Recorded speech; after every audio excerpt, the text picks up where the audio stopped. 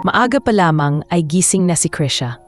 Tulad ng nakagawian, bitbit niya ang bayong na puno ng gulay mula sa kanilang maliit na taniman sa likod ng bahay.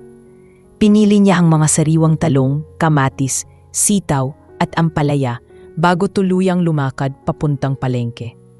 Sa bawat hakbang ay ramdam niya ang bigat ng responsibilidad pero sanay na siya. Simula nang pumanaw ang kanyang ama, siya narang tumayong katuwang ng ina sa pagbubuhay ng kanilang pamilya. Sa simpleng tindahan ng gulay na kasalalay ang kanilang pang-araw-araw. Pagdating sa palengke ay agad niyang inayos ang mga paninda. Isang maliit na mesa, isang lumang trapal bilang pananggalang sa init at ulan, at isang basyong kahon na nagsisilbing upuan. Ganito ang buhay araw-araw para kay Krisha.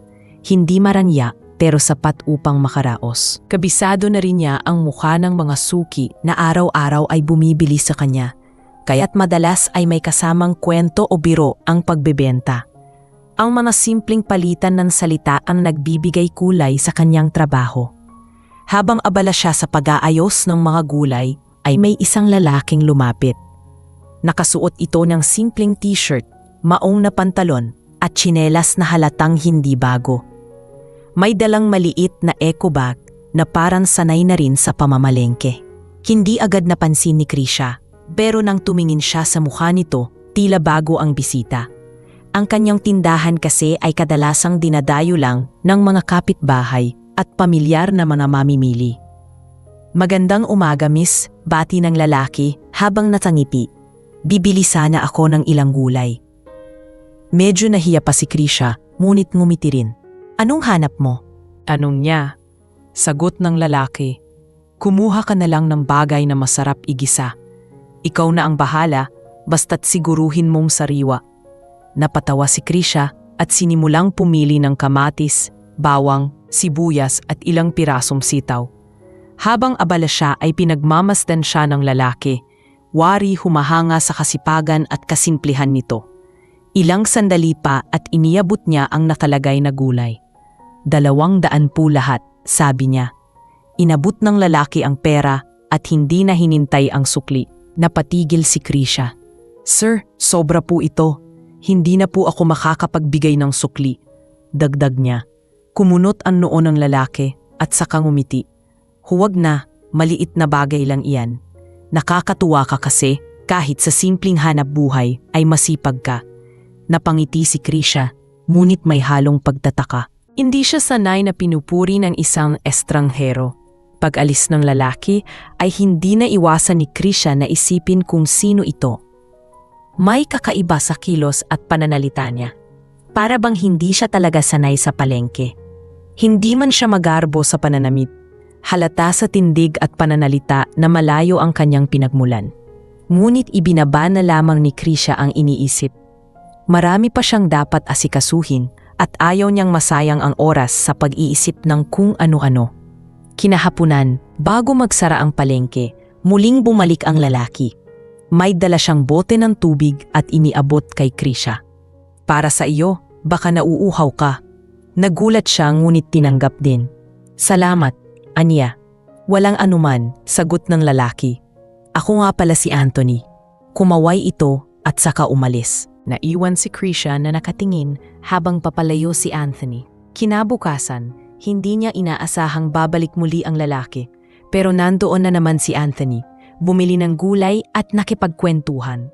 Unti-unti niyang nakikilala ito at napansin niyang palaging masigla at magaan kausap. Tila walang problema sa buhay. Habang nagtatagal, unti-unting lumalapit ang loob ni Krisha sa kanya. Sa simpleng araw na iyon, nagsimula ang pagkakaibigan na hindi nila inaakala. Sa likod ng ingay ng palengke at halakhakan ng mga mamimili, may 2 pusong unti-unting nagtatagpo. Hindi alam ni Krisha na ang lalaking simpleng bumibili ng gulay sa kanya ay isang bilyonaryo na nagtatago sa ilalim ng katauhan ng isang ordinaryong mamimili. Ngunit sa sandaling iyon, wala pang lihim na bumabalot. Ang tanging nakikita lamang niya ay isang simpleng lalaki na marunong umappreciate ng kanyang pagsisikap. Habang papalubog ang araw at tinatapos ni Krisha ang pagtitinda, napangiti siya nang maisip si Anthony. isang hindi inaasahang araw na tila magbibigay kulay sa kanyang simpleng buhay. Hindi niya alam kung ano ang susunod na mangyayari, ngunit dama niya na may kakaibang pagbabago ang darating. Ang pagkikita nilang iyon ang magiging simula ng isang kwento na hindi niya inaasahan. Isang kwentong pag-ibig na susubok sa kanilang pagkakaiba ng mundo. Mula ng unang araw na nagkakilala sila, hindi na nawala si Anthony sa palengke. Araw-araw, halos sabay silang nagigising ni Krisha. Si Krisha, maaga pa lamang ay nag-aayos na ng mga paninda. Samantalang si Anthony, suot ang parehong simpleng damit at tsinelas, ay dumadating na parang ordinaryong mamimili. Ngunit sa bawat pagbisita niya, unti-unti niyang nararamdaman ang kakaibang saya. Sa gitna ng amoy ng isda, gulay at ingay ng mga nagtitinda, natagpuan niya ang katahimikan na matagal na niyang hinahanap. Hindi ito alam ni Krisha, pero matagal nang naiinip si Anthony sa mundo niya bilang bilyonaryo. Sa bawat pagpupulong at kasosyeng nakakasalamuha niya, puro negosyo at pera lang ang pinag-uusapan. Wala siyang naririnig na totoo o taos-pusong salita. Laging may halong interes, laging may kapalit. Kaya't nang makita niya ang simpleng buhay sa palengke, nagpasya siyang magpanggap na ordinaryong tao. Para sa kanya, ito ang pagkakataon na makita kung paano talaga ang simpleng pamumuhay at maramdaman kung mayroong makakatanggap sa kanya nang hindi dahil sa kanyang yaman.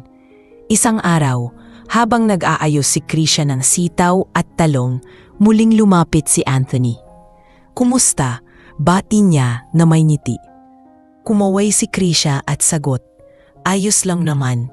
Medyo matumal ngayon, pero ganun talaga. Minsan swerte, minsan hindi." Tumingin si Anthony sa mga paninda at sabay sabing, "Bibilhin ko lahat ng talong mo." Napakunot ang noo ni Krisha. "Sigurado ka? Baka hindi mo naman kailangan lahat yan." Tumawa si Anthony at sagot, "Kaya ko namang lutuin. At kung sobra, ibigay ko na lang sa mga kapitbahay namin. Sa ganitong paraan, hindi masisira ang paninda mo." Hindi alam ni Krisha na iyon ay simpleng paraan ni Anthony upang makatulong. Nakita niyang napaluwag ang mukha ni Krisha na parang nabawasan ang bigat ng kanyang araw. Sa loob-loob niya, iyon ang bagay na matagal na niyang gustong maramdaman. Ang maging dahilan ng ngipin ng isang tao, hindi dahil sa kayamanan niya, kundi dahil sa simpleng pagkilos. Habang nagkakailala pa sila, nagsimulang magbukas si Krisha tungkol sa kanyang buhay. Anak siya ng magsasaka at lumaki sa hirap. Dahil panganay, siya ang tumayong haligi ng pamilya nang pumanaw ang kanyang ama. Ang ina naman niya ay may iniindang sakop, kaya't halos lahat ng kita niya ay napupunta sa gamot at pagkain ng pamilya. Wala man siyang reklamo, ramdam ni Anthony ang bigat ng buhay na pasan niya. Sa gitna ng kanyang kwento, hindi mawala ang ngiti ni Krisha, ngunit malinaw na may mga gabi na siguro'y umiiyak siya ng palihim. Sa kabilang banda, nagsimula ring gumawa ng istorya si Anthony para magtugma sa kanyang pagpapanggap. Sinabi niyang isa siyang construction helper na umuupa sa isang maliit na kwarto sa tabi ng palengke. Pinili niya ang trabahong iyon bilang takip dahil alam niyang mahirap alamin ng kahit sino ang katotohanan. Hindi na siya nagbanggit ng pamilya o negosyo. Mas pinili niyang ilayo ang kanyang totoong mundo upang manatiling simple sa paningin ni Krisha.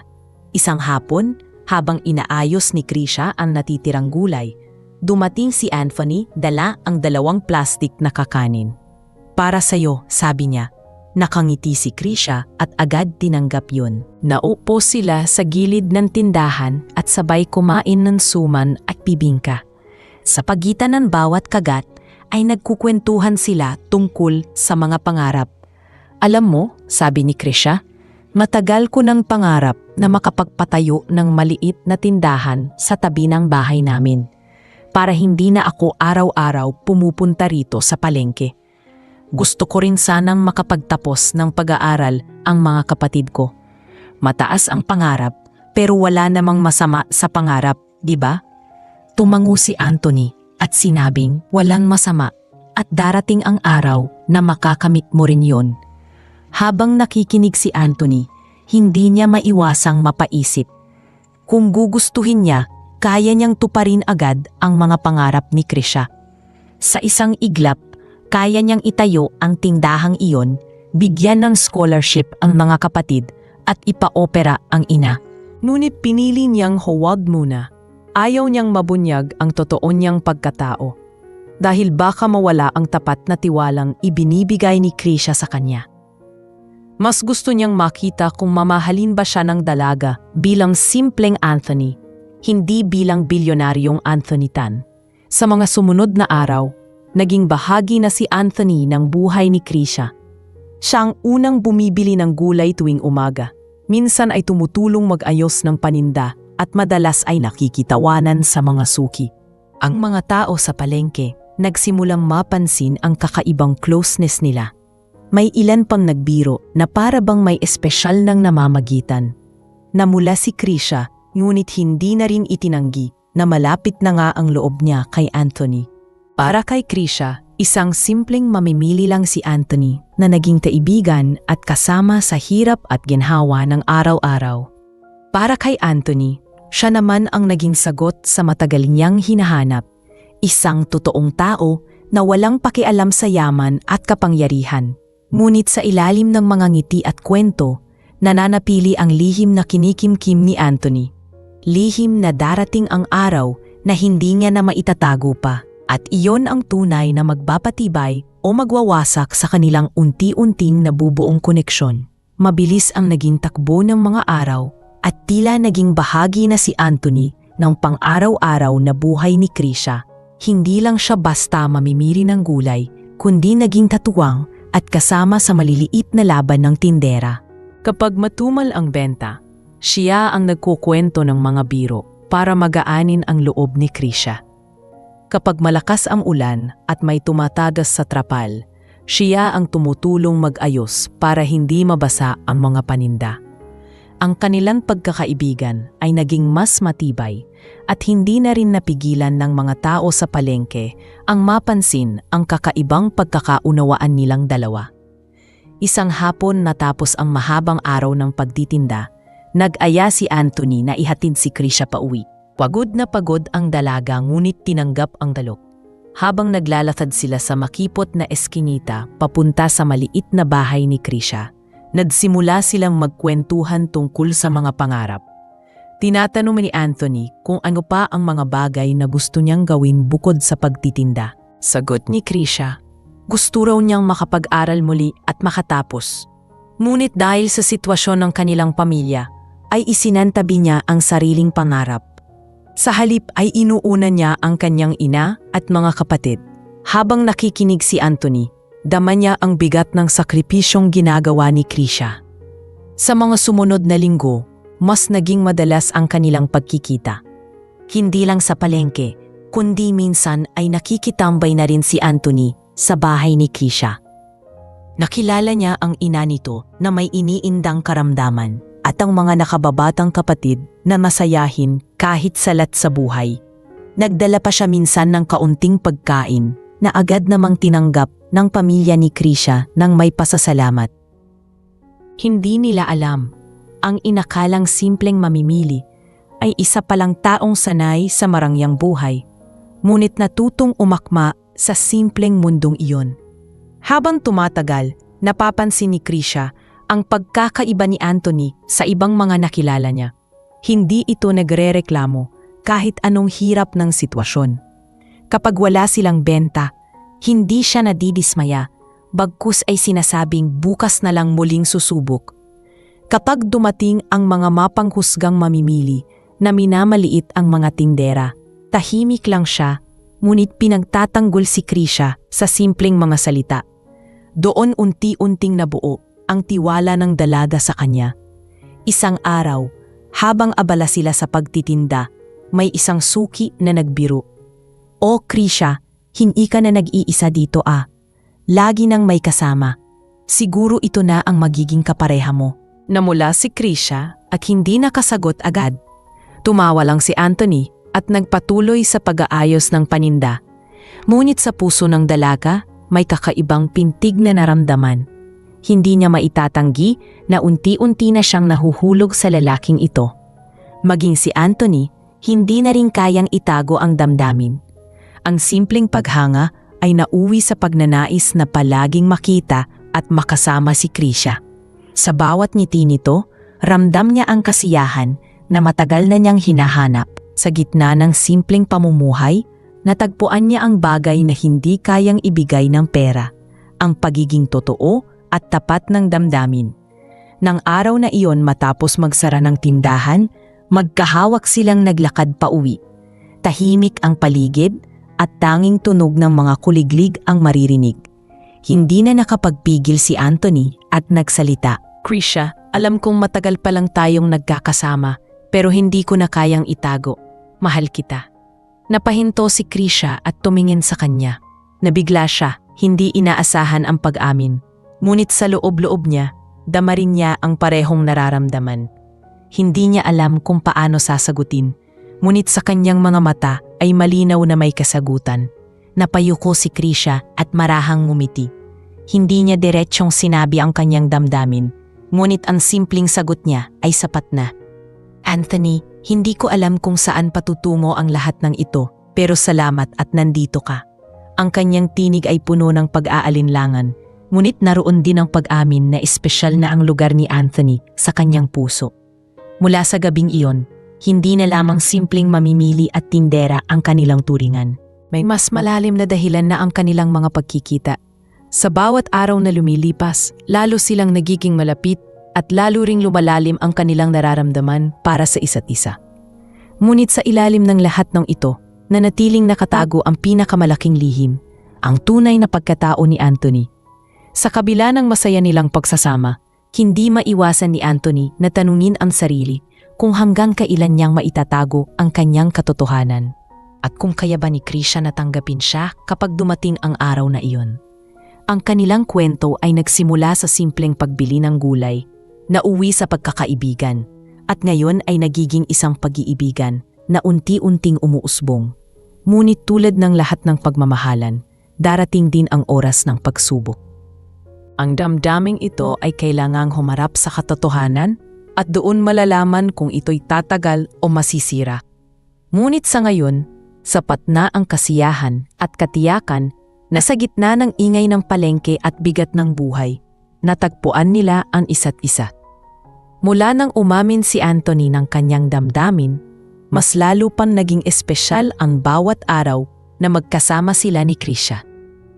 Ang dating simpleng mamimili at tindera ay ngayoy dalawang pusong unti-unting naglalapit. Hindi na lang siya ang bumibili ng gulay. Madalas ay tumutulong na rin siyang mag-ayos ng paninda, nagdadala ng mga gamit, at minsan ay tumutulong magbuhat ng mabibigat na sako ng gulay mula sa palengke. Sa mga oras na iyon, napapansin ng mga kapit-tindera ang kakaibang pag-aalaga ni Anthony kay Krisha. May mga pabirong nagtatanong kung kasintahan na ba niya ito.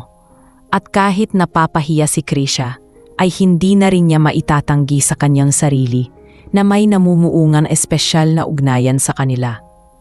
Isang umaga, habang nagbabalot si Krisha ng mga gulay para sa isang suki, napansin niyang tahimik si Anthony. Hindi ito gaya ng dati na masayahin at palaging may kwento. Nang tinanong niya, sagot ni Anthony na pagod lang daw siya mula sa trabaho bilang construction helper.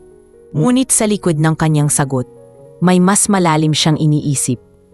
Hindi na niya maitatanggi sa sarili na mahal na niya si Krisha. At habang lumalalim ang kanilang relasyon, mas lalo niyang nararamdaman ang bigat ng kanyang itinatagong lihim. Sa bawat ngiti at tiwala na ipinapakita ni Krisha, mas sumisikip ang dibdib niya sa takot na baka mawala ang lahat kapag nalaman nito ang katotohanan. Ngunit pinili muna ni Anthony na isantabi ang mga iniisip at nagpatuloy sa pagbibigay ng suporta. Hindi nagtagal, dumating ang panahon na nasubok ang kanilang pagiging magkasama. Isang hapon, halos wala nang bumibili sa tindahan ni Krisha. Ilang kilo ng gulay ang hindi nabenta at nagsisimula ng masira. Nakita ito ni Anthony at agad siyang gumawa ng paraan. "Bibilhin ko lahat ng natira," sabi niya. Nagulat si Krisha at sinabing, "Ano ka ba, Anthony? Hindi mo naman kakainin ang lahat ng yan." Ngumiti siya at sagot, "Ibibigay ko na lang sa mga kapitbahay namin. Tutal kailangan din nila ng pagkain. Huwag mong usipin na sayang ang pagod mo." Napaluha si Krisha. Hindi dahil sa gulay kundi sa malasakit na ipinapakita ni Anthony. Hindi siya sanay na may taong handang tumulong ng walang kapalit. Doon mas lalong tumibay ang kanyang damdamin para kay Anthony. Sa simpleng paraan, naramdaman niyang may taong nakakaintindi at nakakaalalay sa kanya. Sa gabing iyon, habang nakaupo sila sa gilid ng tindahan, hindi na rin napigilan ni Krisha ang sariling emosyon. "Anthony, alam kong wala kang maraming pera, pero sobra-sobra na rang binibigay mong tulong. Sana wag mong isipin na kailangan mong magsakripisyo para lang sa akin." Tumitig si Anthony sa kanya at marahang sinabi, "Krisha, hindi ito sakripisyo. Para sa taong mahal mo, walang mabigat na bagay." Sa mga salitang iyon, tuluyang lumambot ang puso ni Krisha. Hindi man niya diretsyong binigkas ang salitang mahal. Alam ni Anthony na unti-unti na rin siyang tinatanggap ng dalaga sa kanyang buhay. At sa mga sumunod na araw, mas naging masigla ang kanilang relasyon. Madalas silang magkwentuhan tungkol sa kanilang mga pangarap. Si Krisha na makapagpatayo ng sariling tindahan at maipagpatuloy ang pag-aaral. At si Anthony na magpatuloy lang sa pagiging ordinaryong manggagawa sa harap ni Krisha. Ngunit habang lumalalim ang pagmamahalan nila, hindi maiwasan ni Anthony ang mag-isip. May mga pagkakataong dumadalaw ang kanyang driver sa palengke para magdala ng balita mula sa kanyang kumpanya. Palihim silang nag-uusap at laging pinaaalalahanan si Anthony na baka mabunyag ang kanyang pagkakakilanlan. Ngunit sagot niya ay laging pareho. "Hindi pa ito ang tamang oras. Sa ngayon, mas mahalaga sa akin na makasama si Krisha nang hindi niya iniisip ang yaman ko." Sa isang hapon na magkasama silang nag-aayos ng paninda, dumating ang malakas na ulan. Nagmadali silang magtakip ng trapal, ngunit nabasa pa rin ang ilang gulay. Sa halip na mainis, nagtawanan silang dalawa habang sabay na nagkukubli sa ilalim ng maliit na tolda. Doon, sa gitna ng ulan at tawanan, mas lalo nilang naramdaman ang init ng kanilang damdamin. Humawak si Anthony sa kamay ni Krisha at hindi na ito binawi ng dalaga. Sa simpleng sandaling iyon, naging malinaw na sa kanilang dalawa, higit pa sa pagkakaibigan ang namamagitan sa kanila. Kinahapunan, habang tumitila ang ulan, naglakad sila pauwi. Tahimik lang silang dalawa, ngunit pareho nilang nararamdaman ang bigat ng kanilang mga puso. Hindi sa kalungkutan, kundi sa kasiguruhan na may natagpuan silang mahalaga sa isa't isa. Ngunit sa likod ng lahat ng kasiyahan, nananatiling nakabitin ang katotohanan. Para kay Anthony, bawat araw na lumilipas ay isa ring hakbang palapit sa sandaling hindi na niya maitago ang kanyang tunay na pagkatao. Para naman kay Krisha, unti-unti nang nahuhulog ang kanyang puso sa lalaking inakala niyang simpleng tao lamang. Sa parehong oras, nagsisimula na ang pagsubok ng kanilang pag-ibig. Paano kung ang pundasyon nito ay nakabatay sa isang lihim na darating din ang araw na mabubunyag?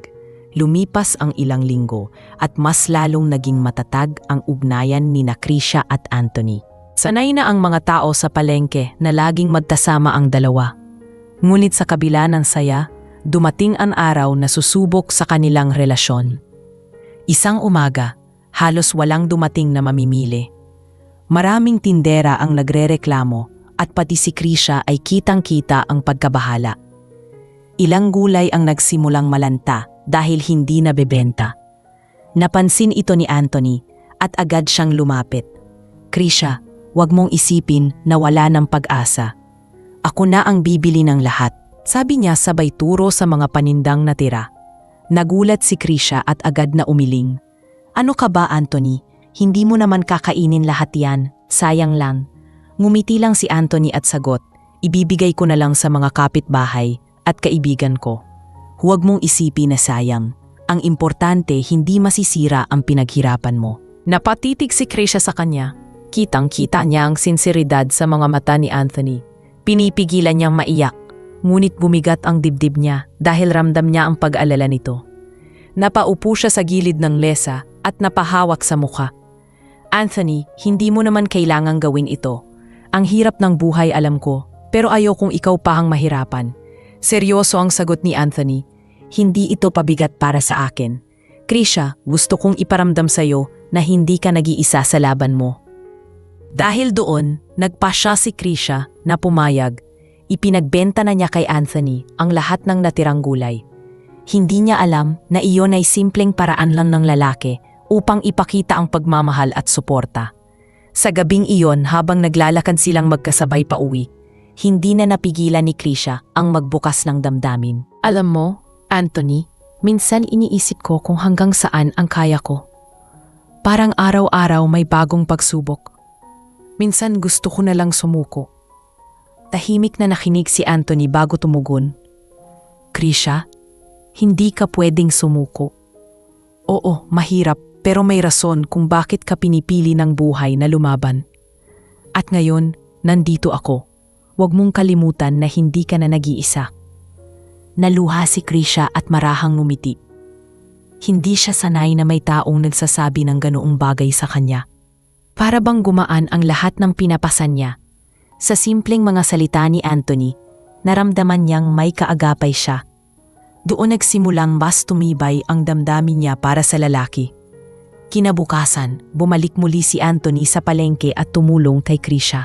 Hindi lang siya basta tumulong. Siya pa ang nag-aya ng mga suki. Siya ang nagbuhat ng mabibigat na bayong. At siya ang unang nag-abot ng sukli. Tuwang-tuwa ang mga kapitindera sa kanilang dalawa. May ilan pang nagbiro.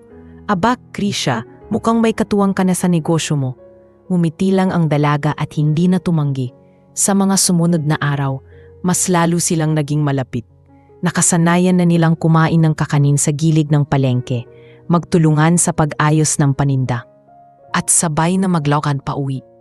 Ngunit sa puso ni Anthony, alam niyang kailangan niyang mag-ingat.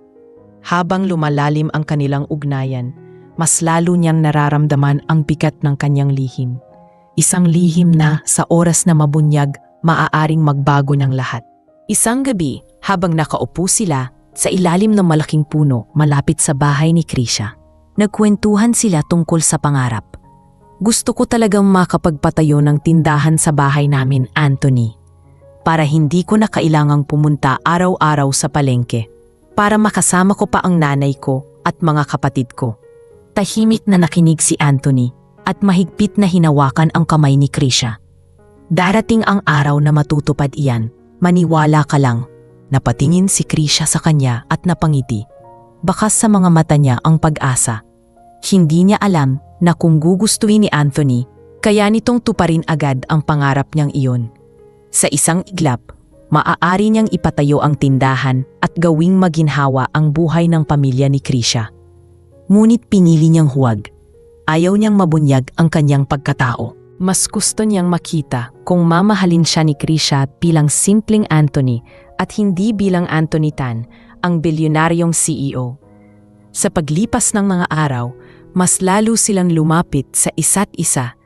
Masaya si Krisha sa piling ng taong akala niya'y simpleng manggagawa at masaya si Anthony sa piling ng babaeng tinatanggap siya ng buong puso.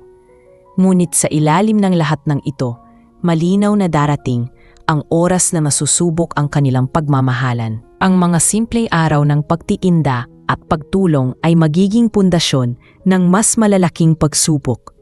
Ang tanong na lamang ay handa ba silang harapin iyon, lalo na kung ang pinagmumulan ng lahat ay isang lihim na hindi na magtatagal at mabubunyag din. Mas lalong tumibay ang relasyon ni Krisha at Anthony matapos ang maraming araw ng pagsasama. Hindi na lamang basta tulong o pakikisama ang ginagawa ni Anthony sa palengke, kundi halatang-halata na ang pag-aalaga niya kay Krisha. Kapag may bumibili, siya ang agad na nag-aabot ng supot. Kapag may nakikitang mabigat na sako, siya ang nagbubuhat. Kapag may nagbibiro tungkol sa kanilang dalawa, siya ang unang tumatawa at minsan ay sinasabi, "Oo, espesyal talaga si Krisha para sa kanya. Bagamat naiilang si Krisha sa mga birong iyon, hindi na niya maitatanggi sa sarili na may espesyal ngang namamagitan sa kanila. Isang gabi, matapos nilang isara ang tindahan, sabay silang naglakad pa uwi. Tahimik ang paligid at tanging ilaw ng mga poste at ingay ng kuliglig ang kanilang kasama.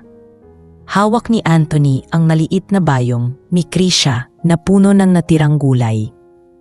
Bigla siyang huminto at hinarap ang dalaga.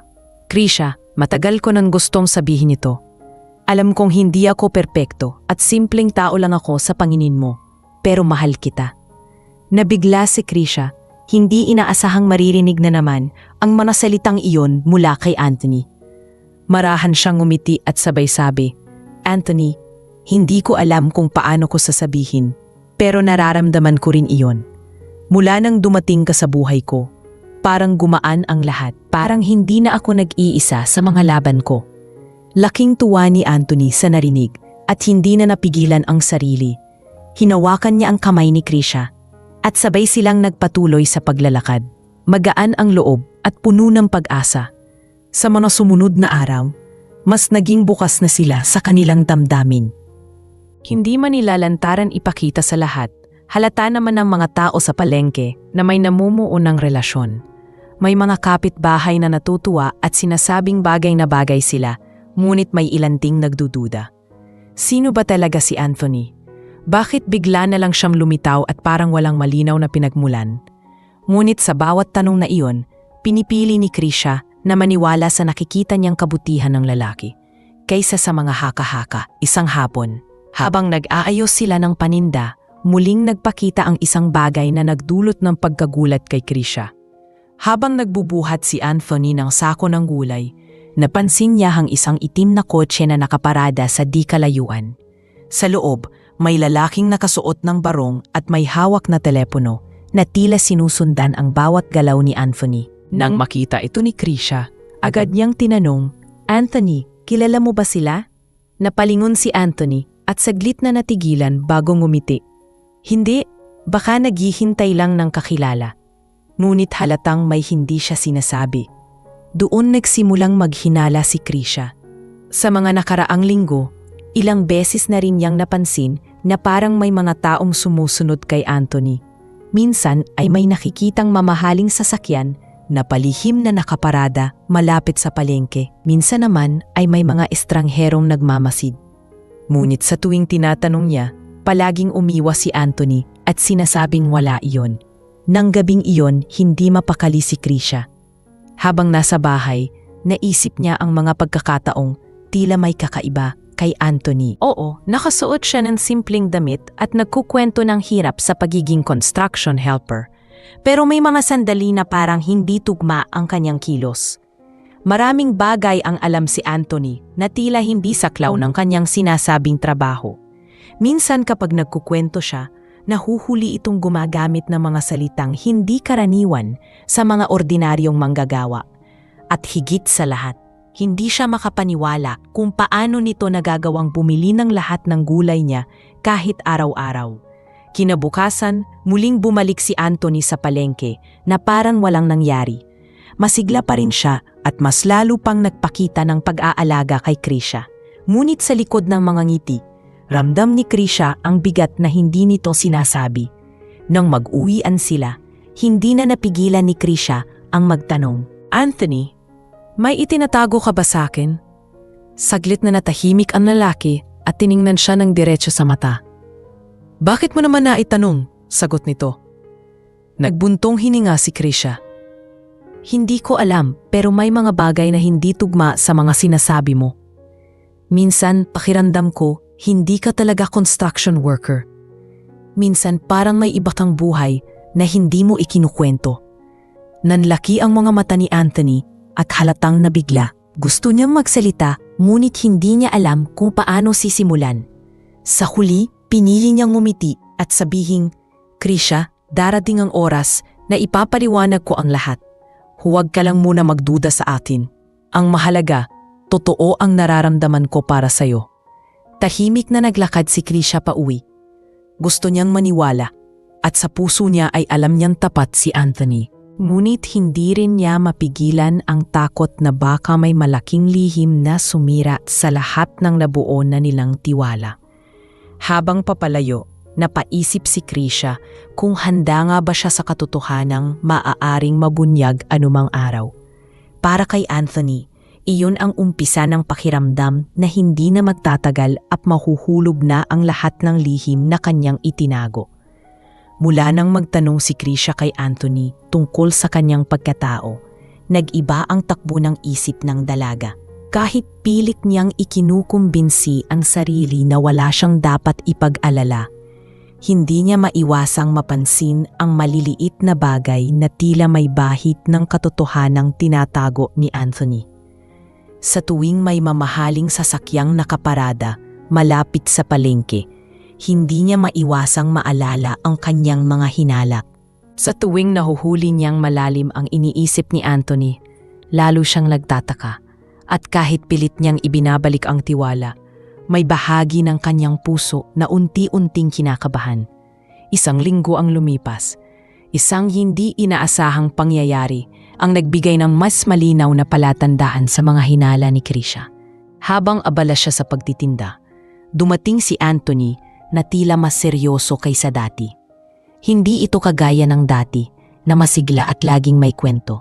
Napansin agad iyon ng dalaga. "Anthony, ayos ka lang ba?" tanong niya. Saglit siyang ngumiti ngunit halatang pilit. "Oo naman, pagod lang." Ngunit bago pa makapagsalita si Krisha, may lumapit na dalawang lalaki na naka-Amerikana. Maayos ang tindig at halatang hindi bagay sa palengke.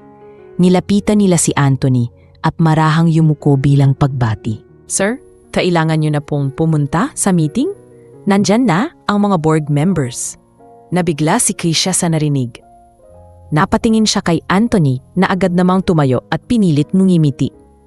"Pasensya na, Krisha. Maya ayusing lang ako. Babalik ako mamaya." Iniwan siyang nagtataka at tulala. Ang mga taong iyon, nalinaw na hindi kauri ng isang simpleng manggagawa. Sa narinig niyang tinawag siyang sir at binanggit ang meeting kasama ang board members, lalo siyang napatigil. Maghapon siyang hindi mapakali. Paulit-ulit sa kanyang isip ang eksenang iyon. Hindi na niya alam kung paano haharapin si Anthony kapag bumalik ito. Nang dumating ang hapon, bumalik na ang lalaki at agad siyang nilapitan. "Pasensya na kanina, Krisha. May mga bagay lang na hindi ko kayang ipaliwanag sa ngayon. Ngunit nanatili akong totoo sa nararamdaman ko para sa'yo. Hindi mo kailangang mag-alala." Tumango si Krisha ngunit hindi nagsalita. Sa kanyang puso, alam niyang tama ang kanyang mga hinala. May tinatago talaga si Anthony. Kinabukasan, muling dumating ang pagkakataon na mas malinaw na sumilit ang katotohanan. Habang nag-aayos ng paninda, napansin ni Krisha ang isang mamahaling relo na suot ni Anthony. Agad itong tinakpan ng lalaki nang mapansin niyang napatingin si Krisha. Nahuli na naman siya. Hindi nagtagal, dumating ang isang babaeng namimili na biglang nagsabi, "Hindi ba ikaw si Mr. Tan? Nakita na kita sa dyaryo dati." Laking gulat ni Krisha sa narinig. Ngunit agad itong tinakpan ni Anthony sa pamamagitan ng mabilis na sagot. "Siguro nagkamali ka lang, miss. Hindi ako iyon." Ngunit halata ang kaba sa kanyang tinig.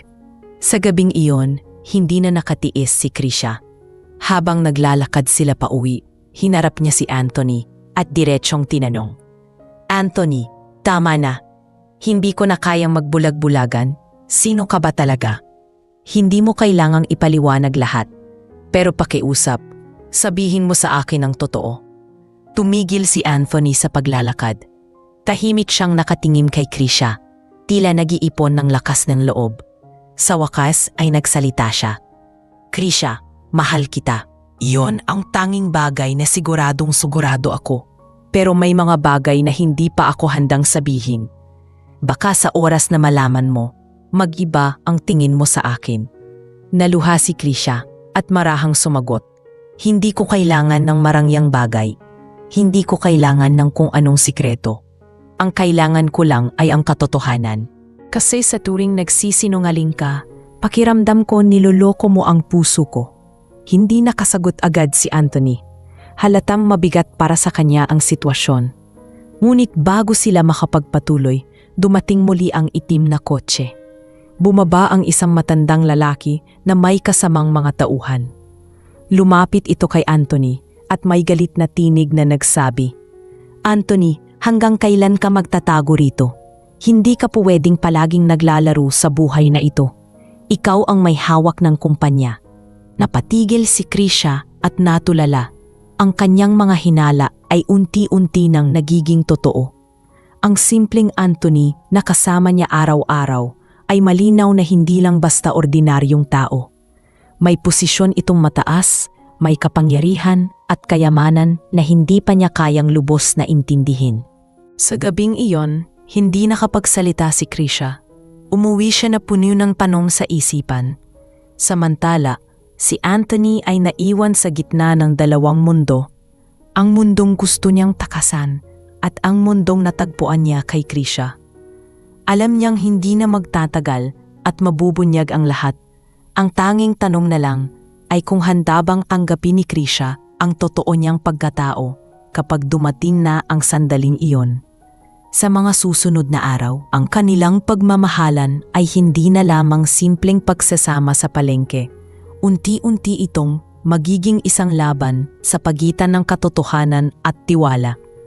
Kinabukasan, iba ang pakiramdam ni Krisha habang nag-aayos ng mga gulay sa palengke. Hindi mawala sa kanyang isip ang sinabi ng matandang lalaki kagabi at kung paano ito lumapit kay Anthony, na para bang siya ay may malaking responsibilidad na pinapasan. Habang inaalala niya ang mga salita, lalo siyang napapaisip kung ano nga ba talaga ang katotohanan. Ang dating simpleng lalaki na kanyang nakilala at minahal ay unti-unti nang nababalot ng mga lihim na hindi niya maunawaan. Dumating si Anthony sa palengke. Nakangiti pa rin, ngunit halatang may iniisip. Pilit niyang ibinalik ang sigla sa pamamagitan ng pagbati kay Krisha at pagtulong sa pag-aayos ng paninda. Ngunit sa loob ng kanyang mga mata, malinaw na may bigat na tinatago. Hindi nakatiis si Krisha at tahimik na nagtanong habang sila ay nag-aayos ng sitaw. "Anthony, hanggang kailan mo ba ako itatago sa dilim? Hindi ko na kayang magpanggap na ayos lang ang lahat. Ang dami ko nang naririnig at nakikita. Kung mahal mo talaga ako, bakit parang may tinatago ka?"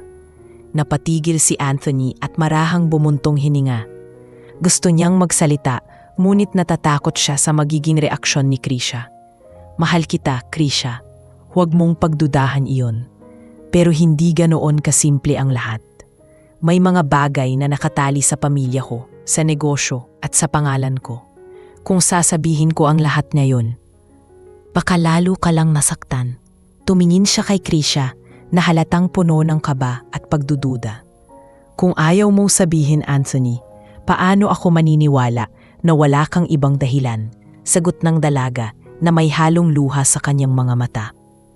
Bago pa makasagot si Anthony, dumating ang dalawang lalaking nakaitim na kotse, pareho nang nakita ni Krisha kagabi.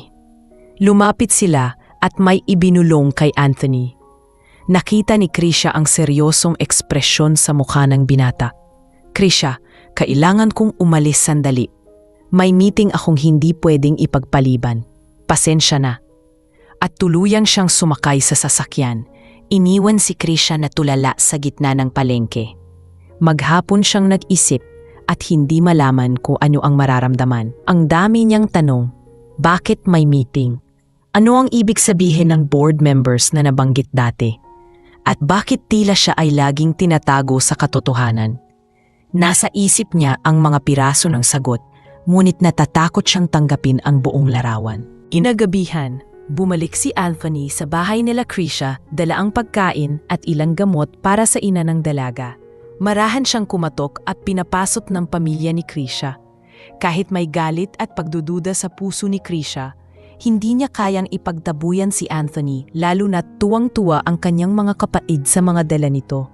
Pagkakain, nagkaroon sila ng pagkakataon na mag-usap. "Krisha, alam kong may mga bagay na hindi malinaw sa iyo ngayon. Pero maniwala ka, lahat ng ginagawa ko, Ginagawa ko dahil gusto kitang makasama. Hindi ko man masabi lahat ng detalye, pero wala akong ibang iniisip kundi ikaw. Mahigpit niyan hinawakan ang kamay ng dalaga na hindi naman binawi ni Krisha.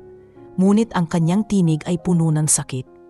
Anthony, hindi lang pagmamahal ang batayan ng isang relasyon. Kailangan may tiwala. Kung palagi kang may tinatago, paano ako makakapanalig sa'yo? Saglit na natahimik si Anthony at saka sumagot. Darating ang tamang oras, Krisha. Hindi ko kayang ipagtago ang lahat magpakailanman. Ngunit kapag dumating ang araw na iyon, sana hindi ka lalayo sa akin. Ang mga salitang iyon ay nag-iwan ng mabigat na tanong sa isip ni Krisha. Ano ba talaga ang buhay ni Anthony na ayaw nitong sabihin? Lumipas ang ilang araw. At kahit patuloy na nagkikita sila sa palengke, hindi maikakaila ang malamig na hangin sa pagitan nila. Minsan ay masaya pa rin silang nagkwekwentuhan, ngunit mas madalas ay may katahimikang naghari. Pinili ni Anthony na manatiling malapit kay Krisha kahit alam niyang may takot na sa puso nito. Para naman kay Krisha, kahit gustuhin niyang maniwala, hindi niya mapigilang kabahan sa hinaharap ng kanilang relasyon. Hanggang sa isang araw, muling dumating ang matandang lalaki na nakita ni Krisha dati. Lumapit ito kay Anthony habang hawak-hawak ang kanyang balikat at sa harap mismo ni Krisha ay bumulong. Huwag mo nang sayangin ang oras dito. Bumalik ka na sa kumpanya. Hindi ka maaaring magpakulong sa isang mundong hindi mo naman totoong kinasasakupan. Nabigla si Krisha sa narinig. Halos hindi siya makapagsalita. Ang salitang kumpanya ay muling nagpatibay sa kanyang mga hinala. Ang lalaking mahal niya ay hindi simpleng tao. May hawak itong pangalan, kapangyarihan at kayamanan. At higit sa lahat, niloloko siya sa pamamagitan ng pagpapanggap. Sa gabing iyon, habang mag-isa sa kanyang kwarto, napaluha si Krisha. Hindi niya alam kung ang lahat ba ng naramdaman niya ay totoo o bahagi lamang ng isang kasinungalingan na itinago ni Anthony. Para kay Anthony, ramdam niyang papalapit na ang oras na hindi niya na kayang itago ang katotohanan. Ngunit alam niyang kapag dumating ang araw na iyon, maaaring magbago ang lahat. Maaaring mawala ang tiwalang unti-unti nilang binuo. Ngunit sa kabila ng takot, buo ang kanyang pasya. Kapag dumating ang tamang oras, sasabihin niya ang lahat kay Krisha. Kahit pa ito ang maging dahilan ng pagkawala ng babaeng mahal niya. Lumipas ang ilang araw matapos ang muling pagpapakita ng matandang lalaki na kumukumbinsi kay Anthony na bumalik sa kumpanya. Sa bawat alaala ng eksenang iyon, hindi na mapakali si Krisha. Ang mga mata niya ay laging puno ng tanong at kahit pinipilit niyang ituloy ang kanyang pang-araw-araw na buhay bilang tindera ng gulay, hindi mawala ang bigat na nararamdaman niya. Sa tuwing titingin siya kay Anthony na tumutulong sa kanya, ang dami niyang gustong itanong, ngunit natatakot siyang marinig ang sagot. Isang hapon, matapos ang mahina na namang benta, nagpasya si Krisha na magsalita. Anthony, hindi ko na kayang tiisin ito. Mahal kita, oo, pero hindi sapat iyon kung puro sikreto ang namamagitan sa atin. Gusto kong malaman ang totoo. Sino ka ba talaga? Hindi agad sumagot si Anthony. Tumitig lamang siya sa mga mata ni Krisha. At sa pagkakataong iyon, halatang halata ang bigat na dala niya. Krisha, kung sasabihin ko ang lahat ngayon, baka mawala ka sa akin. Baka hindi mo na ako tingnan sa parehong paraan. Ngunit hindi na nakapigil si Krisha. Mas masakit para sa akin ang hindi ko alam kaysa malaman ko at masaktan. Ang hindi ko matanggap ay baka niloloko mo lang ako. Napayuko si Anthony at marahang tumango. Pag-uwi niya ng gabing iyon, nagdesisyon siyang dumalo sa isang meeting kasama ang board members ng kanilang kumpanya. Nandoon din ang matandang lalaking laging sumusundo sa kanya, ang kanyang tiyuhin na isa sa mga pinakamatagal na kasama ng pamilya sa negosyo. Anthony, hindi ka pwedeng magpatuloy sa ganito. May kumpanya kang pinamumunuan. Hindi ka pwedeng palaging nasa palengke para lang sa isang babae. Naramdaman ni Anthony ang bigat ng mga salita, ngunit buong tapang niyang sagot, Ang babaeng iyon ang dahilan kung bakit nararamdaman kong totoo pa ako. Hindi ako mawawala sa kumpanya, pero hindi ko rin kayang iwan si Krisha. Samantala, sa bahay naman ni Krisha, hindi siya mapakali. Ikinuwento niya sa kanyang ina ang mga nangyayari. Nanay, pakiramdam ko niloloko ako ni Anthony. Ang dami niyang sikreto. Hindi ko alam kung kaya ko pang magtiwala. Ang kanyang ina, kahit mahina na, ay marahan nagsabi, "Anak, hindi lahat ng sikreto ay panlilinlang. Minsan, nagtatago ang tao dahil natatakot silang mawala ang mga bagay na mahalaga sa kanila. Kung mahal ka niya, darating ang oras na sasabihin niya rin ang lahat." Kinabukasan, nagkita muli sila sa palengke. Tahimik si Anthony, ngunit halata sa kilos niya na may mabigat siyang desisyon. Nang matapos ang benta at nagsimula ng magsara ang tindahan, nilapitan niya si Krisha. "Sumama ka sa akin," sabi niya. Nagulat ang dalaga, ngunit sumunod. Dinala siya ni Anthony sa isang lugar na hindi inaasahan. Isang mataas na gusali sa lungsod. Pagpasok nila, sinalubong sila ng mga taong nakayuko at bumabati kay Anthony na may respeto. Nanlaki ang mga mata ni Krisha. Hindi siya makapaniwala sa nakikita. Dinala siya sa isang malaking opisina at doon nagsimula ang pag-amin ni Anthony. "Krisha, ako si Anthony Tan, ang CEO ng Tan Group of Companies. Hindi ako construction worker. Hindi ako simpleng tao gaya ng ipinakita ko sa iyo. Inili kong magpanggap dahil gusto kong maramdaman kung may taong tatanggap sa akin, hindi dahil sa pera ko, kundi dahil sa kung sino ako." Natulala si Krisha, hindi makapaniwala sa kanyang naririnig. Ang mga hinala niya ay totoo pala. Ang lahat ng kabutihang ipinakita ni Anthony ay hindi galing sa isang ordinaryong mamimili, kundi sa isang bilyonaryo na pinili ang mundong hindi kanya. Naluha si Krisha at marahang umiling. "Bakit, Anthony? Bakit mo ako niloko?" Sagot ng lalaki. "Hindi kita niloko, Krisha. Pinili ko lang na itago ang totoo dahil gusto kong makasiguro. Ayaw kong mahalin mo ako dahil sa yaman ko. Gusto kong makita kung kaya mo akong mahalin bilang isang simpleng tao." Ngunit sa kabila ng paliwanag, ramdam ni Krisha ang bigat ng pagkabigo. Hindi dahil hindi niya kayang tanggapin ang katotohanan, kundi dahil ramdam niya na pinagkaitan siya ng tiwala na matagal na niyang binigay. Hindi na niya napigilan ang sarili at tuluyan siyang lumayo. "Hindi ko alam kung kaya ko pa, Anthony. Mahal kita, pero hindi ko kayang isipin na lahat ng ito nakabase sa isang kasinungalingan."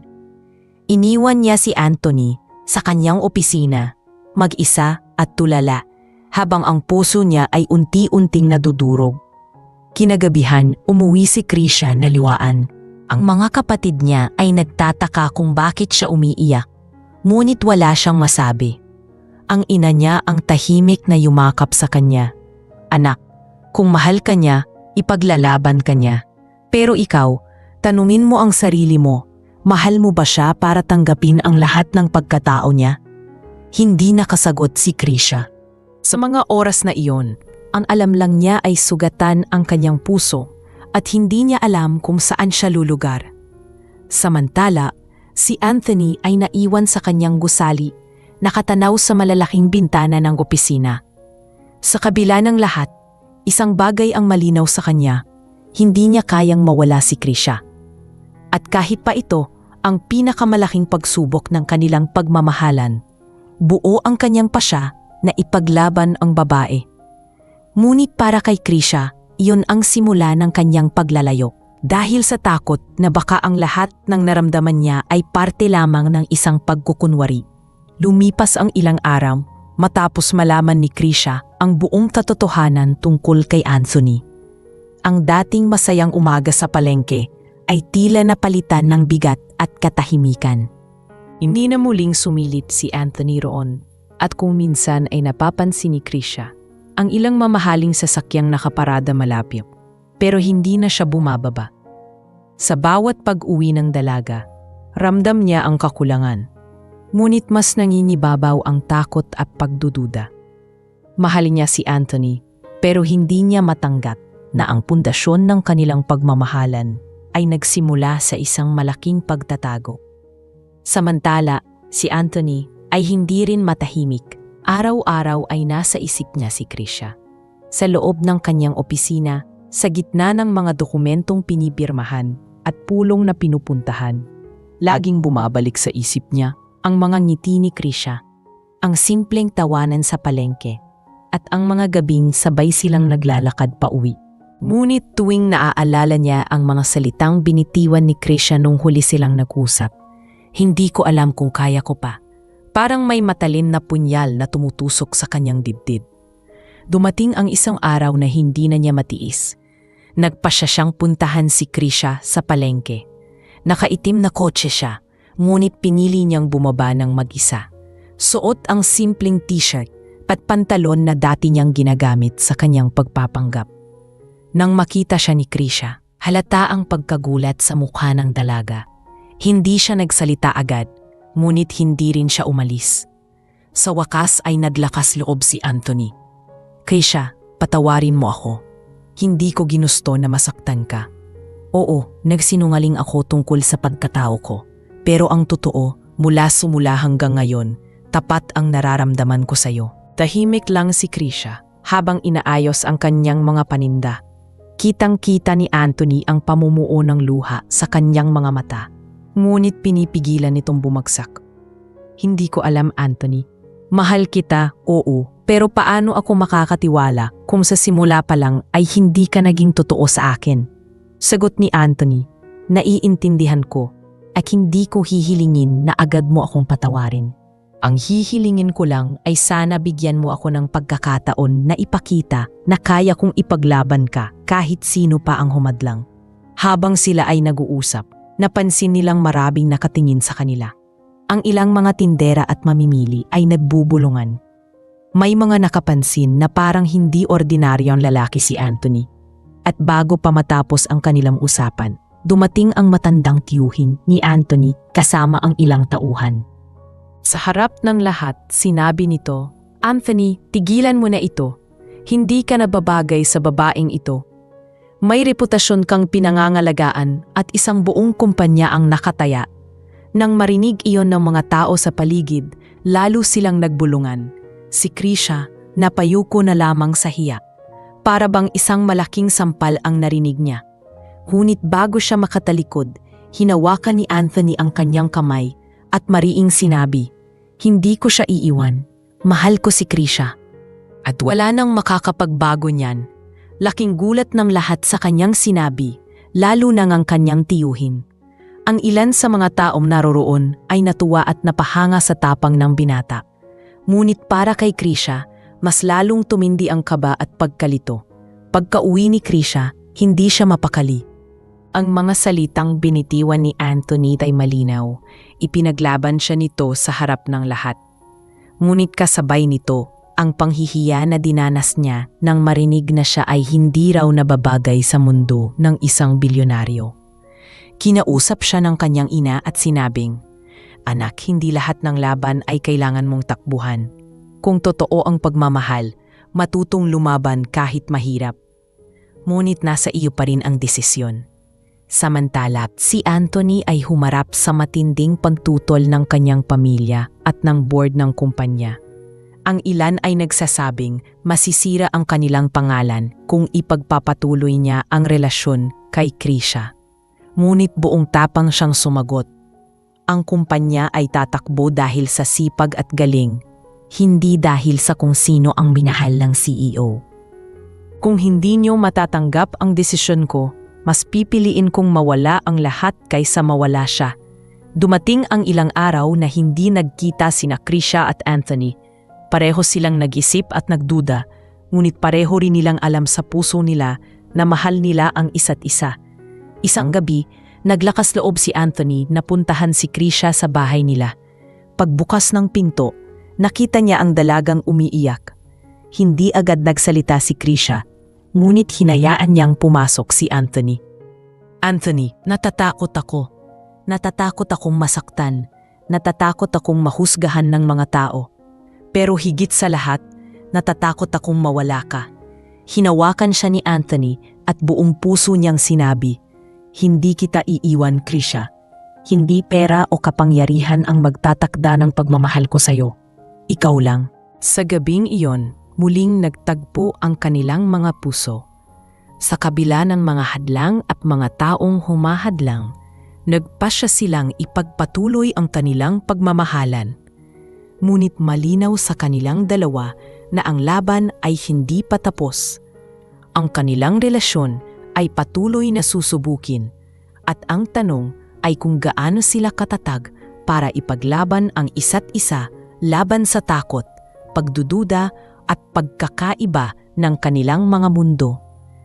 Mula nang muling tanggapin ni Krisha si Anthony sa kanyang puso, akala nila ay magiging mas magaan na ang lahat. Ngunit nagsimula na ang totoong pagsubok. Hindi pa rin matanggap ng pamilya ni Anthony ang kanilang relasyon. Isang umaga, habang abala si Krisha sa pagtitinda, dumating ang dalawang babaeng nakasuot ng mamahaling damit. Kitang-kita sa kilos at pananalita nila ang pagiging makapangyarihan. Lumapit sila kay Krisha at walang pasintabi na nagsimulang magsalita. "Ikaw ba si Krisha? Alam mo bang sinisira mo ang pangalan ng pamilya Tan? Hindi ka bagay sa pamangkin namin. Tindera ka lang ng gulay." Nang marinig iyon, para bang binuhusan ng malamig na tubig si Krisha.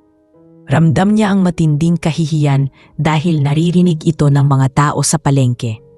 Ang ilang mga kapit-tindera ay biglang natahimik at may ilan pang natatawanan sa gilid. Pinilit ni Krisha na maging matatag. "Hindi ko intensyon na sirain ang pangalan ng pamilya ninyo. Minahal ko lang si Anthony ng buong puso." Ngunit mas lalong nagalit ang isa sa mga babae. "Ang pagmamahal ay hindi sapat para maging karapat-dapat ka sa kanya. Hindi mo alam ang mundo namin. Hindi ka kailanman magiging bahagi nito." Pag-uwi ni Krisha, hindi na niya napigilang umiyak. Pakiramdam niya ay napakaliit niya at ang lahat ng sakripisyo at pagkatao niya ay walang halaga sa mga taong mataas ang tingin sa sarili. Nakita siya ng kanyang ina at mga kapatid na umiiyak at agad siyang niyakap. "Anak, huwag mong hayaang apakan ka ng kahit sino. Ang halaga ng tao ay hindi nasusukat sa pera o sa estado." Nalaman ni Anthony ang nangyari at agad siyang nagpunta sa bahay ni Krisha. Galit na galit siya sa ginawa ng kanyang mga tiyahin. "Krisha, hindi mo kailangang makinig sa kanila. Hindi nila alam kung ano ang totoong halaga mo sa akin. Patawarin mo sila, pero sana wag mong isipin na ganoon din ang nararamdaman ko. Mahal kita at walang makakapagpabago niyan." Pero si Krisha, bagaman natutuwa sa ipinapakita ni Anthony, ay hindi mapigilan ang kanyang takot. "Anthony, hindi lang naman ito tungkol sa atin. Kung araw-araw akong haharap sa pangmamaliit at panghuhusga ng pamilya mo, kakayanin ko pa ba? Paano kung masaktan din ang pamilya ko dahil sa kanila?" Nagbuntong hininga si Anthony. "Alam kong mahirap, pero handa akong ipaglaban ka. Kahit sino pa ang humadlang, hindi ako tatalikod sa iyo." Ngunit sa likod ng kanyang tapang, ramdam niya ang bigat ng sitwasyon. Hindi lang simpleng away ang kanilang hinaharap, kundi isang laban sa matagal ng pamantayan ng lipunan. Sa mga sumunod na araw, patuloy ang mga pangyayari na sinusubok si Krisha. May mga pagkakataong sinusundan siya ng mga tauhan ng pamilya Tan at may mga bulong-bulungan sa palengke na siya raw ay nag-aambisyon ng hindi kanya. Ang ilan sa mga suki niya ay tapat pa rin at nagtatanggol, ngunit may ilan na nagsimulang umiwas. Ang mga mata ng tao ay laging nakatingin at naghahanap ng pagkakamali. Isang gabi, dumating si Anthony sa bahay ni Krisha, dala ang malaking desisyon. "Krisha, bukas ay may malaking pagtitipon ang pamilya ko. Gusto kong sumama ka at ipakilala kita sa lahat. Gusto kong malaman nila na seryoso ako sa iyo at wala silang magagawa para ipagtabuyan ka." Nabigla si Krisha. "Anthony, sigurado ka ba? Hindi ba't mas lalo lang akong mapapahiya?" Puno ng katiyakan ang sagot ni Anthony. Hindi ka mapapahiya dahil nandito ako. At kung hindi ka nila matatanggap, ako mismo ang lalayo sa kanila. Hindi nakatulog ng maayos si Krisha ng gabing iyon. Iniisip niya ang mga posibleng mangyari, ang mga salita ng pangmamaliit, ang mga mapanghusgang tingin, at ang posibleng pagtanggi sa kanya. Ngunit naisip din niya ang tapang ni Anthony at kung paano siya ipinaglaban nito kahit kanino. Sa huli, nagpasya siyang sumama. Mas mahalaga ang pagmamahalan nilang dalawa kaysa sa anumang hadlang. Kinabukasan, nagpunta sila sa malaking bahay ng pamilya Tan. Pagpasok pa lang nila, ramdam na ni Krisha ang malamig na pagtanggap. Ang mga bisita ay nagbulungan, ang ilan ay umiling.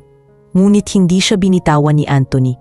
Lumapit sila sa harap ng lahat at buong tapang na ipinakilala siya. Siya si Krisha, ang babaeng mahal ko. At kahit sino sa inyo ang humadlang, siya ang pipiliin ko. Tahimik ang lahat. Ang ilan ay nagalit, ang ilan ay nabigla. Ngunit para kay Krisha, iyon ang pinakamahalagang sandali. Ang ipinakita ni Anthony ay hindi lamang salita, kundi paninindigan. Sa kabila ng mga mapanghusgang mata, alam niyang may isang taong handang ipaglaban siya hanggang huli. Ngunit kasabay ng tapang na iyon ay ang pangamba dahil malinaw na hindi matatapos dito ang kanilang laban. Ang kanilang pagmamahalan ay patuloy na haharap sa mga pagsubok at sa oras na iyon, mas lalo nilang kailangan ang tibay ng isa't isa. Sa pagtitipon ng pamilya Tan, naging mainit ang mga mata at bulungan ng mga naroroon habang hawak ni Anthony ang kamay ni Krisha. Mga bisitang sanay sa marangyang buhay ay hindi makapaniwalang isang tindera ng gulay ang ipinakilala bilang minamahal ng bilyonaryong CEO. May ilan pang halatang nagsusukatan ng tingin, nagsasabing hindi bagay si Krisha sa mundo nila. Ngunit sa kabila ng lahat, matatag si Anthony, hindi niya binitawan ang kamay ng dalaga kahit isang saglit. Lumapit ang ina ni Anthony, ang ginang na kilalang matapang at may mataas na paninindigan sa lipunan. Anak, ano ba itong ginagawa mo? Nilalagay mo sa kahihiyan ang pangalan ng pamilya natin. Hindi siya bagay sa'yo. Hindi siya katulad natin. Ngunit hindi na tinag si Anthony at buong tapang na sumagot. Inay, hindi ko kailangan ng babae na katulad natin para maging masaya.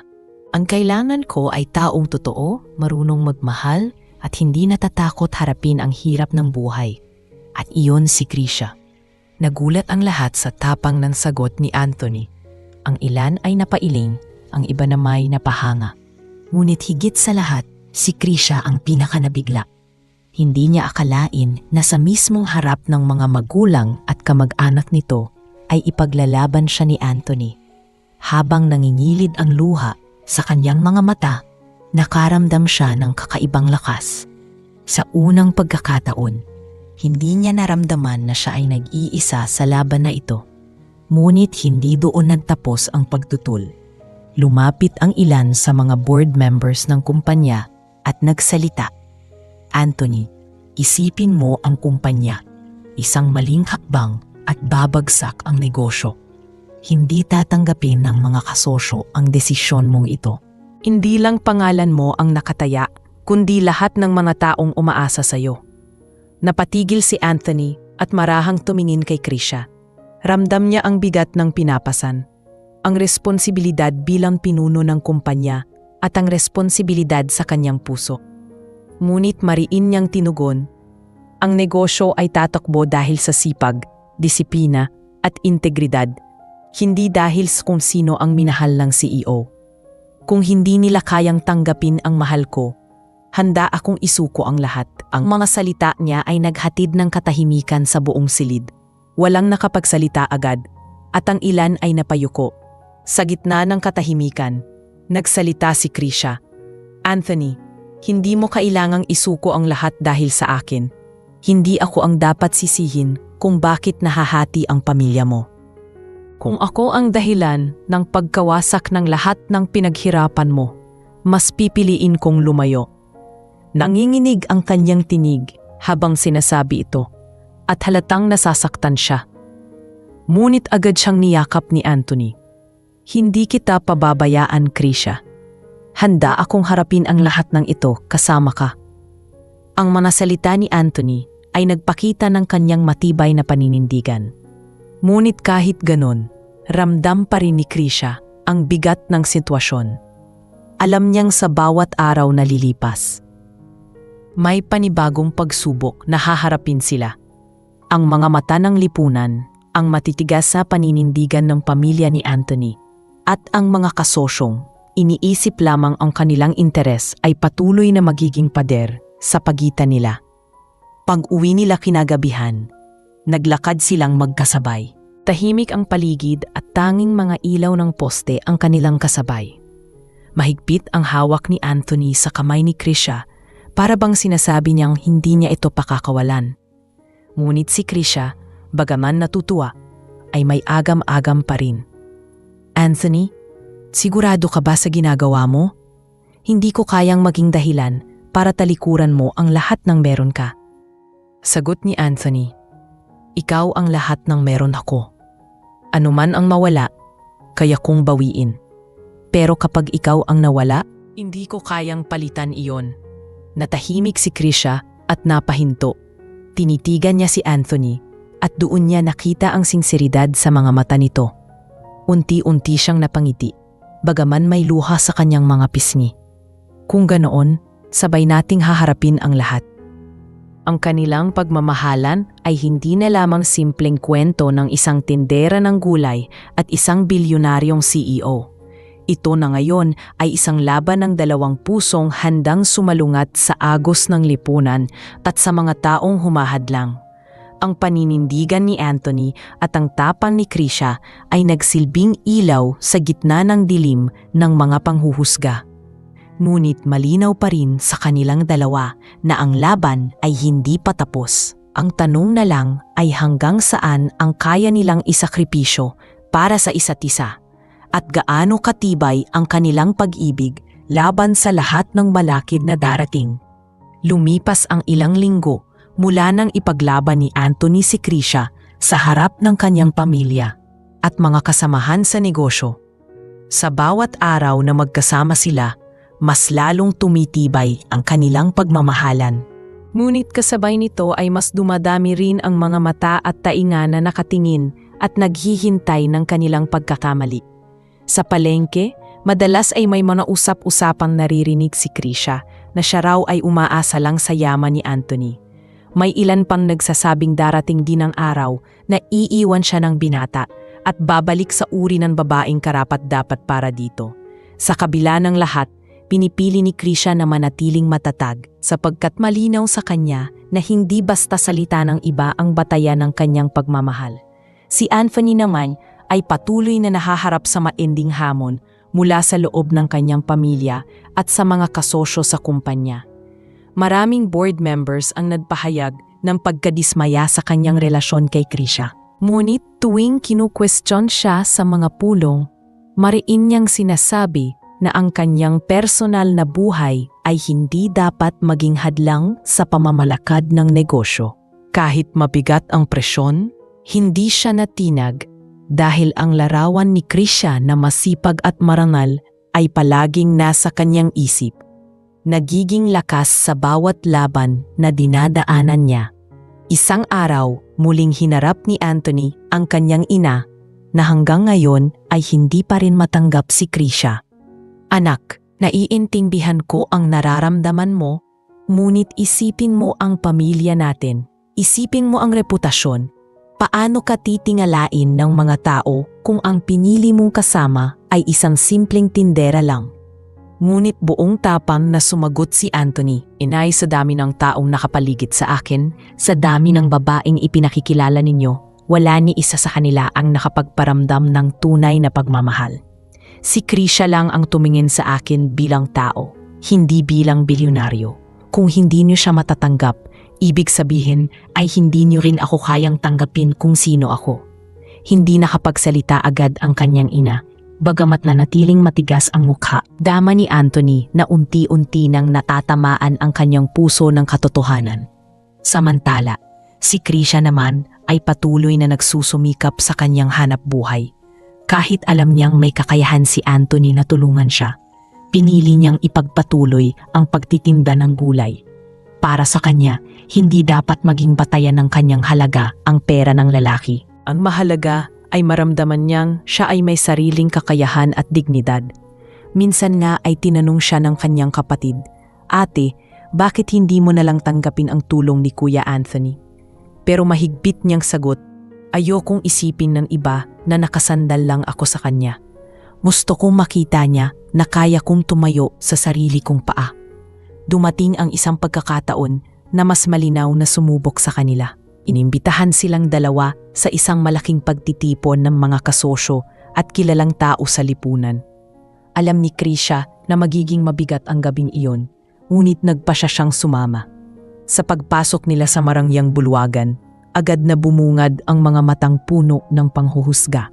May mga pabulong-bulong at may mga halatang nakatingin kay Krisha mula ulo hanggang paa. Ngunit sa kabila ng lahat, hindi siya binitawan ni Anthony. Buong gabi ay ipinakilala siya nito sa bawat taong nakilala niya, na para bang ipinapakita na hindi siya ikinahihiya. May isa pang babaeng kasosyo ang lumapit at walang takot na nagsabi, "Anthony, sayang ka. Ang dami-dami naming ipinakikilalang babae sa'yo, mga galing sa mga respetadong pamilya. Pero mas pinili mo pa itong tindera. Hindi ka ba nag-iisip?" Ngunit hindi nagpatinag si Anthony at diretsyong sumagot, "Mas pinili ko ang babaeng kayang magmahal ng tapat kaysa sa babaeng pinipilit lang sa akin. Hindi mo alam kung gaano ako naging masaya mula nang dumating si Krisha." Pagka-uwi nila mula sa pagtitipon, hindi napigilan ni Krisha ang lumuha. "Anthony, hindi ko alam kung tama ba na ipagpatuloy pa natin ito. Ang dami kong naririnig na masakit at takot ako na baka dumating ang araw na ikaw din ay mapagod." Marahang hinawakan ni Anthony ang kanyang mukha at marubdob na nagsabi, "Krisha, hindi ko kailanman pagsasawaan ang ipaglaban ka. Hindi ko hahayaang durugin ng lipunan ang pagmamahalan natin." Sa mga salitang iyon, muling kumapit si Krisha sa pag-asang kahit mahirap, may patutumuhan ang kanilang relasyon. Unti-unti na ring may mga taong nakapaligid sa pamilya Tan ang nagsimulang makakita ng katotohanan sa ipinapakita ni Anthony. Hindi ito basta kapritso lamang kundi isang tunay na pagmamahalan. Ang ilan sa mga board members ay nagsimulang magbago ng tingin dahil nakita nilang hindi naapektuhan ang kumpanya sa desisyon ng CEO. Bagkus ay mas naging matatag ito dahil sa dedikasyon at tapang ni Anthony. At sa puso ni Krisha, alam niyang ang laban na ito ay hindi madaling lampasan. Ngunit sa bawat yakap at pangakong naririnig niya mula kay Anthony, natututo siyang maniwala na ang pag-ibig nila ay hindi basta-basta. Ito ay isang pag-ibig na kayang bumangga sa lahat ng pader ng lipunan at kayang tumayo laban sa lahat ng panghuhusga. Sa dulo ng lahat, malinaw na ang kanilang kwento ay hindi lang kwento ng dalawang taong nagmahal, kundi kwento ng dalawang pusong pinili ang tapang at katotohanan kaysa sa takot at kasinungalingan. Sa gabing iyon, bago sila natulog, magkahawak kamay nilang sinabi sa isa't isa na kahit gaano kahirap ang laban, hindi sila bibitaw. Ang kanilang pagmamahalan ay naging simbolo ng pag-asa na kahit magkaiba ang estado sa buhay, kapag tapat at totoo ang puso, walang sino man ang makapaghihiwalay sa dalawang taong itinadhana para sa isa't isa.